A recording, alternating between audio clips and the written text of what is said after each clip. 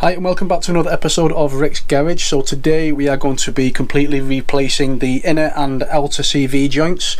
Now these are from my Alfa Romeo GTV, but the basic principles are the same for most front wheel drive cars, so you will find this useful. So yeah, without further ado, let's get stuck into it. See you in a minute.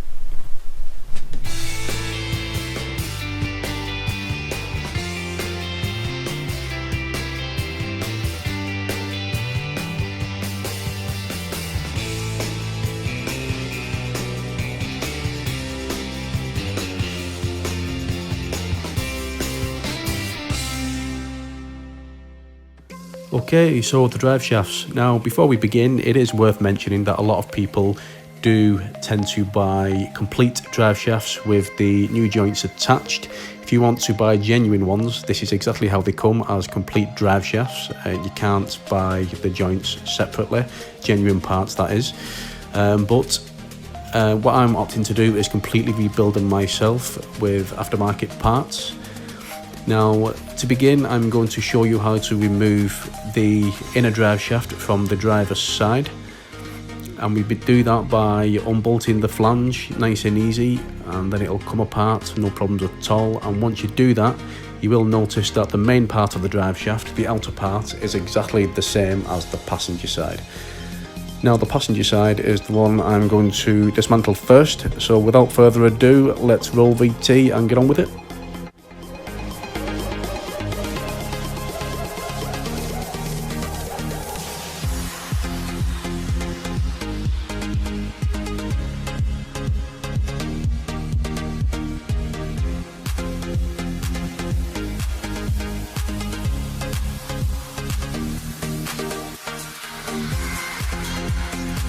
So before you remove the inner CV joints from the drive shaft, you're going to need to remove this little circlip right on the end, like so, nice and easy. Enjoy this one because the next circlip is a right pain in the ass, which you will see in due course.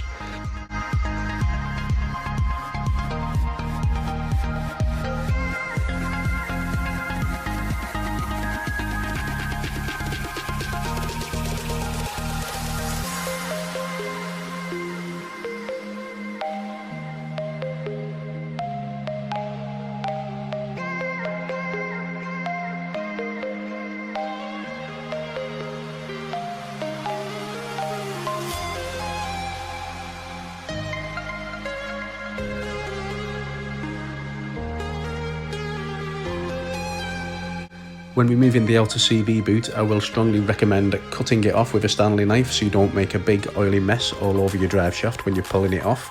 But I plan to keep my CV boots as spares because there's nothing wrong with them. So unfortunately, I made a mess.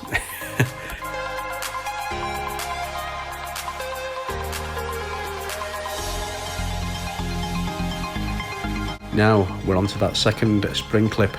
Now this one is a right pain in the ass, as aforementioned. Now the easiest way I found is to use a flat blade screwdriver to pry it apart. If you've got a vise, this will be your best friend here. So you need to pry that clip apart whilst at the same time giving the joint a good knock. Now believe me, this took a good few attempts for me. Now once this spring clip once it does stay apart, this indicates that the drive shaft has started to come past the clip, so you're on the right track. And once you get to that point, you can proceed to knock the joint off the end of the drive shaft, and this does take a considerable amount of force. So obviously you will need a big persuader, the biggest one you've got.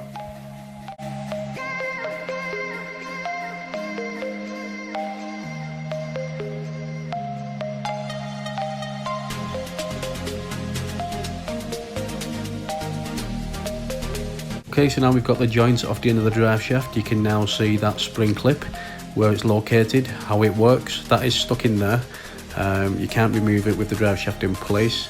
And here is where it's located on the drive shaft, just so you can see how it all goes together, just to give you a little bit of more of an understanding. So this is what makes up the entire drive shaft, all the joints, and basically you just need to repeat that entire process for the other side and you're away. Now, as aforementioned, they're exactly the same on both sides. You've got the outer CV joints, the inner CV joints, the inner CV boots, the outer CV boots, and all of the nuts and bolts holding it all together. Here you've got the inner drive shaft from the driver's side, complete with carrier bearing. So out of all this lot, the only thing you're going to be keeping is these. Now, the only thing I'm not sure if I'm going to be replacing yet is the bolts. I may keep the bolts themselves, but just replace the new nuts with new nylocks, because it's just simply good practice, really, to be honest. Those are grade 10s as well. So the first job, or the next job, is to get all this lot completely cleaned up.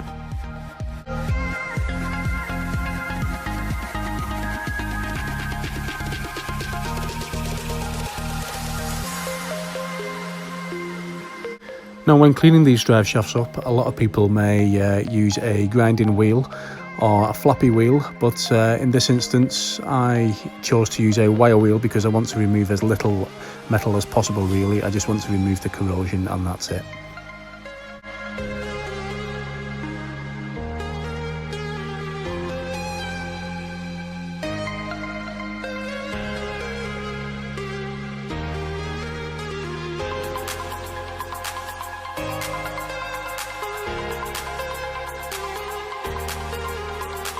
Now on this one, you will notice the machine surfaces on the end of the drive shaft on the splined end.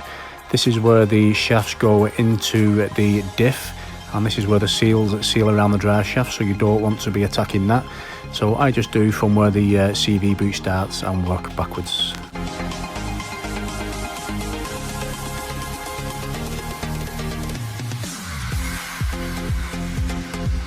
Okay, now over to the parts washer, giving everything a good clean before painting.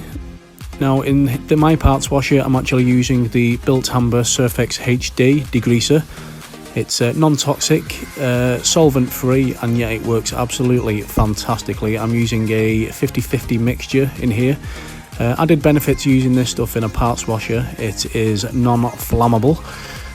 So you've not got a tank full of flammable liquid in your garage, so for that reason alone it really is a good idea. So if you're looking for a parts washer degreaser, then look no further than the Built Amber Surfex HD. Strongly recommended by me.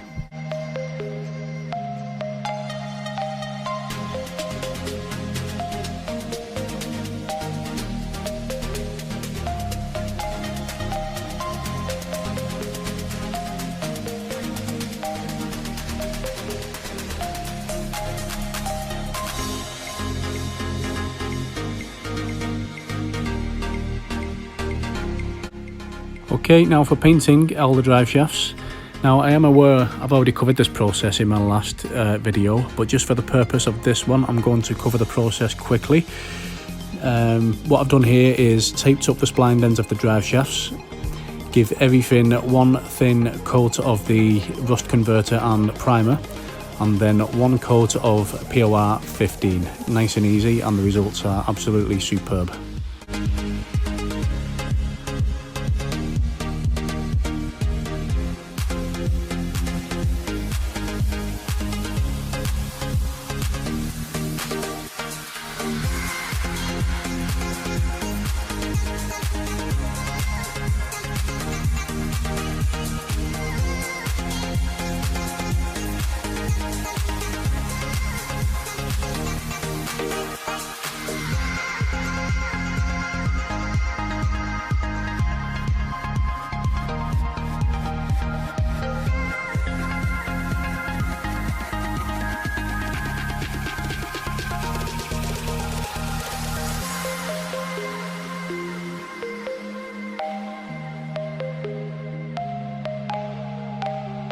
Okay, time for reassembly. Got all the joints ready to go, gaiters ready to go. Now I'm assembling the driver's side first. I know that because I put a bit of black tape over the end so I could identify it. It's not essential, but I'd rather the same ones go back from where they came. So first thing to do, put the joint in the vise, lightly tighten it just to hold it in place. Then you need to put the spring clip in place, like so.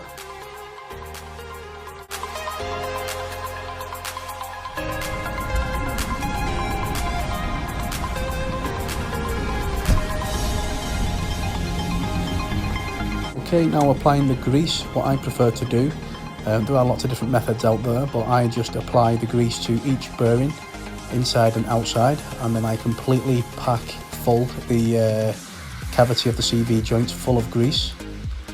Simple as that really. Just pack it in there as nice as you can, then once the drive shaft is in you can wiggle it around and pack more grease in again.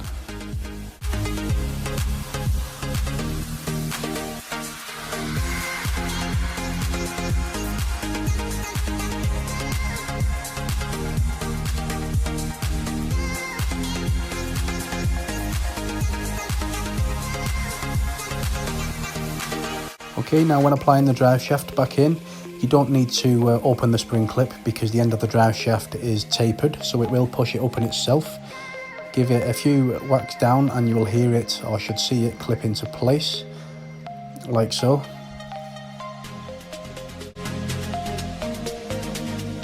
At this point you can move the joint around and yet again pack in a lot more grease.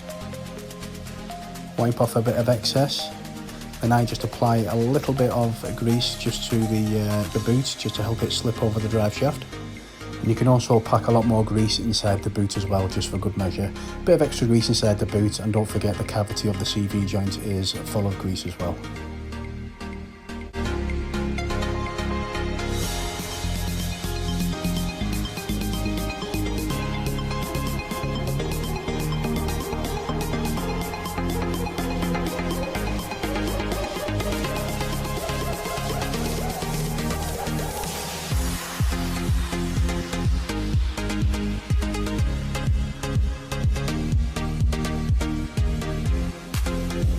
Okay, so now for the inner CV joints, just set the drive shaft in the vise just to hold it steady. Just clean off the splines as much as possible, and I applied just a tiny amount of grease just to help the joint slip over the splines nice and smoothly. And again, just a tiny bit of grease on the collar of the boot to help it slide over the drive shaft.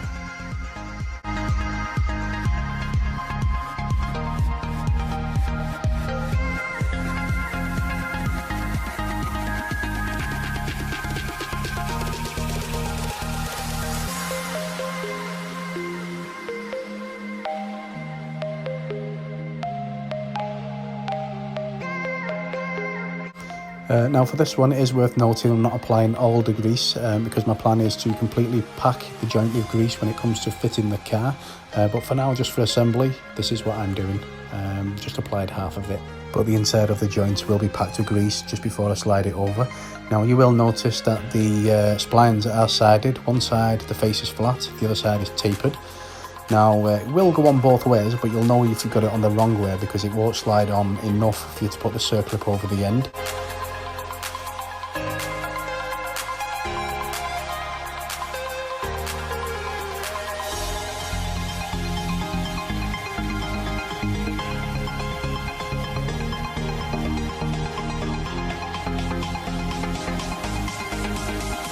Okay, so there you go, drive shaft fully rebuilt, completed, and all you need to do is repeat the process for both sides, and before you know it, you'll have two matching drive shafts.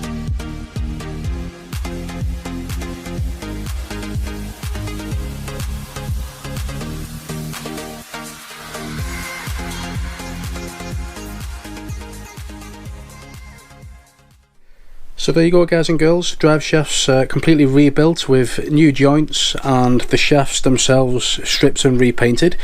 I'm sure you'll agree they're looking a lot better than they did before. Obviously mechanically they're going to be a lot better. The old joints were feeling very loose, quite worn, particularly on the passenger side. The only thing I will mention is obviously you do need a lot more grease than these, but I've purposely not completely packed mine with grease yet until I fit them onto the car. I don't want it going all over the garage. So yeah, when I fit these, they'll be packed with a lot more grease. Don't worry. So yeah, very happy with them. So as you can see, the nuts and bolts aren't here on the drive shafts yet. That's because I'm still searching for new nylock nuts adequate for this job. The nuts in particular obviously are M10 in size, but more importantly they are a grade 10 tensile strength, metric extra fine 1.25 thread pitch nylock. Still trying to locate these, so if anybody knows where I can buy some, then please do let me know in the comments below. I'd very much appreciate it. I've not been searching long, but you know, anything grade 10 or anything above grade 8.8 then, or grade 8 rather, then they seem to be a lot more difficult to find. So yeah, so this job is done. Anybody found this video useful, then please do like and subscribe. I'd very much appreciate that. So yeah, I shall see you guys in the next video. Cheers. Okay, bye bye.